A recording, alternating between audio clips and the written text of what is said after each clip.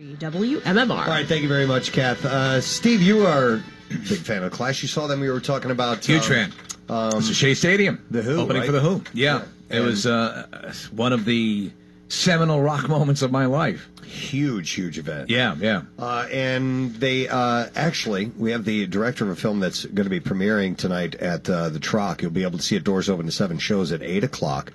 And it's called The Rise and Fall of the Clash. And reading this, it says, pulls no punches. Now, I've only seen the trailers for it. It looks great, man. It looks great. Look pretty intense about one of the biggest bands in the world. So we want to welcome Danny Garcia to our show. Thank you. Who's the director, Danny. And we also have the band who apparently organized the event, they were telling me. And we want to welcome the guys from the High Five who are here this morning. Lori and Johnny and Mason and Johnny. A couple of Johnnies there. A couple of Johnnies. So tell us about Danny. First of all, how long have you been working on this film? I actually started in 2009. Okay. 2009? Yeah, and... what was the flashpoint that just made you say, okay, now's the time to commit? Actually, I wanted to do something on punk, but there's like a trillion documentaries on punk rock already out there. And I came across Vince White's book on the last days of the Clash. Right. Which is called Out of Control.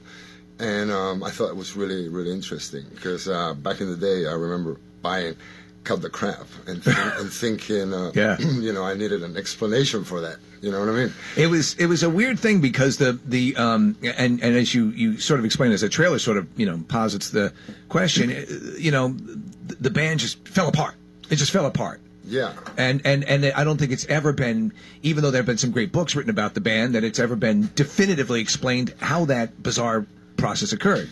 Well, exactly. I mean, they've kept it really quiet. Yeah. You know, because it was such an ugly end that, they didn't want to publicize it, really.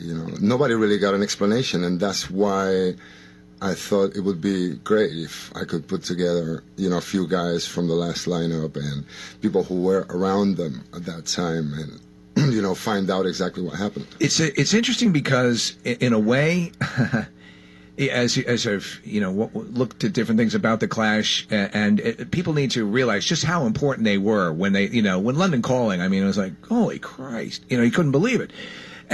But they almost sort of became a victim of what they rallied against. Well, I mean, that's what success will do to you. Yeah. And too much money, and especially people like the Clash and Joe Strummer, who, Joe didn't want to make any money. Right. He just wanted to be a guy from the street and, do his songs, and he just wanted to be one of those guys, you know what I mean? A troubadour, really.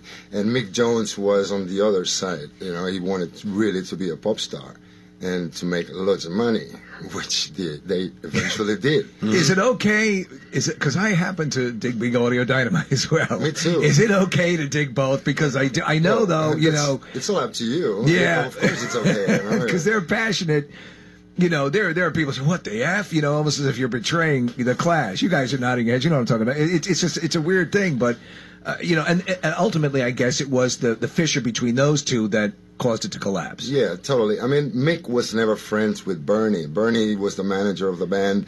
He was really close to Joe Strummer and to Paul Simonon, and they had their own gang within the band, and Mick was left outside of that gang because he had a different mentality. He had more of a pop star mentality, which is exactly what you said, that they were rebelling against in the beginning. I was always curious about this, and you made the statement that Joe Strummer didn't want to make any money, but he wanted to get his music out there and have his words heard and all that stuff. But I mean, if you are making money and you really don't want it, can't you just give it away? Give it to them. Give it to the band. High five. These guys want it. We'll take it. Yeah, I'd appreciate it. But I mean, I know it's usually musicians or and a lot of creative people they kind of have a bit of a tortured soul, and that's where that creativity comes from. But I would think if you really don't want it, then you can get out if you want to. Yeah, but I mean, it's one of the contradictions of the Clash, and of life, really. Obviously you need money to live and to have a house. But I mean, Joe was guilty even of buying like a 3-story house in Portobello Road. Did he beat him? It seemed that he would, while he was doing that, he would also beat him sort of circuitously beat himself up for it. Well, that's what it looks like. Yeah, He was, there's like some words that he was scribbling here and there, and it says, I'm being chased by suitcases full of money or something like that, you know what I mean? Yeah. How old were they when they broke up? Do you know their ages? I guess Joe was already like 30-something, you know, and the new guys who replaced Mick and stuff, they were like 23 years old. I just think of all the mistakes that I made when I was in my 20s, and I understand the pressures of life at that age too. And you're becoming a man. You're trying to figure out what you're going to do for the rest of your life, and you realize sometimes that all of this gets heaped upon you, and you're not quite sure what to do with it, with the pressure, with the fame, with the money. I can see how these things happen, and more often than not, bands that stick together, those are the ones that are the anomalies, because it's difficult to stay together. It's a family. It's a marriage almost. So you can see why it happens. It's sad as a music lover to see them break apart, but you understand it. But, you know, when music becomes business, that's when everything changes, you know, and you have to keep a very cool head. Mm-hmm. You know, like the Stones, I mean, you know, Keith and Mick didn't like each other in the Stones for years. They didn't talk, but they kept the band going because it was a business. Yeah. And I guess that dynamic is what fueled what they did. In a way, the contention can drive the creativity. Sure. Yeah. It was a clash within the clash. Yeah. You know? Danny, when you went to approach some of these guys and get interviews and have them be a part of the documentary, was it tough to set that stuff up or talk them into it? Well, the guys from the last lineup were easier to talk, you know, about doing this, but yeah, Mick Jones was very hard. How much work did it take? Because I mean, that was obviously a horrible split. But did you find him a little more? I mean, since the death has a way of making everything crystal clear, and you know, in a way, did that help foster his willingness to talk? I don't know. I mean, the thing is, I started working with Robin Banks, who is Mick Jones' closest friend. I mean, they went to school together. And once Robin was in the production, you know, everything was a bit easier to get, you know, the music and Mick to talk to us and stuff. But I mean, Paul Simonon didn't want to talk, or Topper Hidden, for instance. So, you know, I mean, I tried to talk to everybody and get everybody to be a part of the documentary. Bernie Rhodes, Cosmo Vinyl, which was the PR guy and who was very influential in the band, and he was very influential on Paul and Joe too. Okay.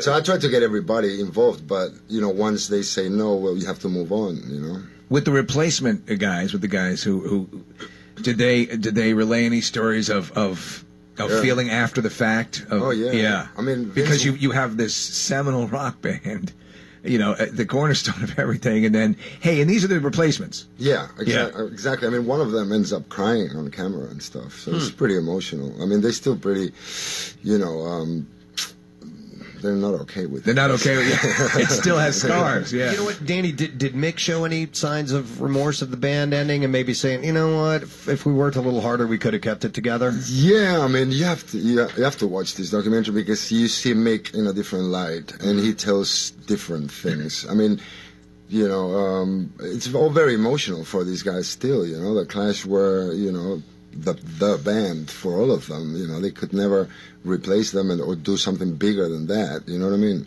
They were very young, and it was very tragic for them as well. Do you know what's wild about it is that their contemporaries at the same time looked with, I mean, their compatriots looked at them with reverence. Sure. You know, I mean, to hear Bono talk about, oh man, the Clash, he says like a religious thing for him. But they were very inspirational. You know, I mean, the Clash, I believe that they were there to inspire all of us to give it a go at whatever we want to do in life. Right. And forget about the 9-to-5 job and give it a real go. I mean, if you like to write, then write. If you like to take photographs, then do that. If you like to play the guitar, right, do it. You know, and I think these guys here, the High Five, they just show you that the legacy of the Clash lives on. Yeah, it's interesting because I kind of I missed out on that. I didn't you know, I know the hits and I didn't dive into the Clash, and I didn't really feel their influence. But what I did feel is their influence on other bands that I love, right,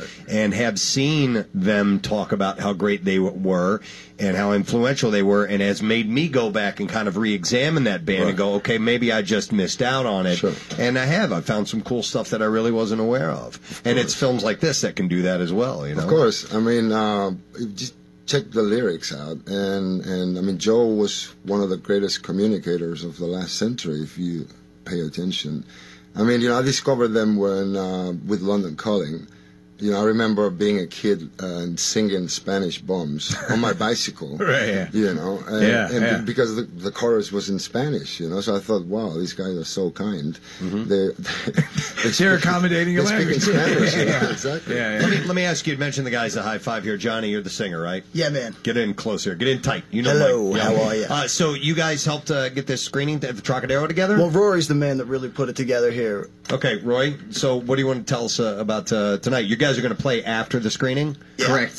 Doors are at 7. The film screams at 8. Around 10 o'clock, we have 2 bands playing. It's us, the High Five, and then after that, we have Blayer, Pointdujour, and Rockers Galore.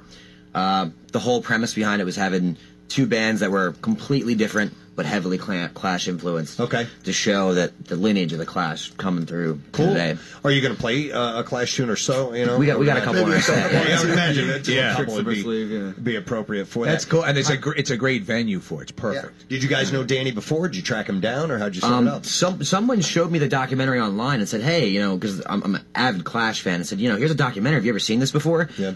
And I was looking into it, and I realized that it wasn't completely out there yet. So I contacted Danny and said, "Hey, you know, I see that you're doing screenings around the country, around the world. Mm-hmm. You know, do you want to come to Philadelphia?" And he said, "Yeah, I'd love to." I said, "All right, let me get back to you in a week." Like, call around a bunch of venues, found a place that made it work, and dude, now Trocadero is perfect for it. Yeah, that's a great venue for it. What is? How do people contact you guys if they want to find out more about the High Five? You can like us on Facebook, Reverb Nation, or just email us at the highfiveemail@gmail. Okay, There you go. That's easy. You can't get simpler than that. Danny, where does it go from here? Are you traveling around from town to town? Yeah, right now? I'm doing a few promotional screenings. Doing one in Arlington, in Boston area. Then doing the Coney Island Film Festival. Have members of the band seen it yet? Yeah. And what's the feedback? Well, I mean, it's not their favorite period of the band, obviously, and the last 2 years were pretty ugly. So they're not. I don't think they're fans of the movie itself. But I mean, the other day I was with Tony James, and Tony was in the London SS with Mick Jones before the Clash. Right. And, he lived with Mick throughout the whole Clash ordeal. So I was talking to him about it, and it was like, well, you did so much research. It is so accurate that it hurts. So while it's painful, they appreciate the work that went into it. Yeah. Exactly. Very cool. Is it hard to separate your love for the band and for the music with the art of making a movie? Well, you have to keep your opinion separate. How do you do that? Well, just by being, I don't know, professional about it, I guess. You just have to let the people who live the story tell the story, and, just leave your opinion aside, Any subjects that you're thinking of entertaining after this? Yeah, actually, I'm already doing interviews for a new documentary called Looking for Johnny, The Legend of Johnny Thunders. And it's about, obviously, Johnny Thunders. Right. Yeah, the guy the guy who created the New York Dolls, and who's is really underrated, but at the same time is super influential, because he created the sound of the punk guitar, basically. After him, Steve Jones from the Pistols, Mick Jones from the Clash, and, countless of guitar players, tried to emulate Johnny's guitar sound, basically, and it's really, really interesting. It's a really interesting documentary. Very cool. I'm glad this movie exists. It's a good introduction, maybe, to people who are unaware of the impact that the band had. Yep, it's on tonight at 7 o'clock at the Doors, shows at 8 o'clock. That's when the movie starts, and then the High Five. And who's the other band playing with you guys tonight? Blayer, Pointdujour, and the Rockers Galore. Okay, so that'll be this evening at the Trocadero, and it's $10, 21 and older, in order to get in there. So, guys, have a great show tonight. Thank you. Thanks for coming in. Danny, nice to meet you. We appreciate it. Likewise. Let's hear it for me, guys. Yeah! The movie is called The Rise and Fall of the Clash, as I said. So we're going to take a break. We'll come back in just a moment or two. We still have a few other things that we got to get to before things are up here, so stay right where you are.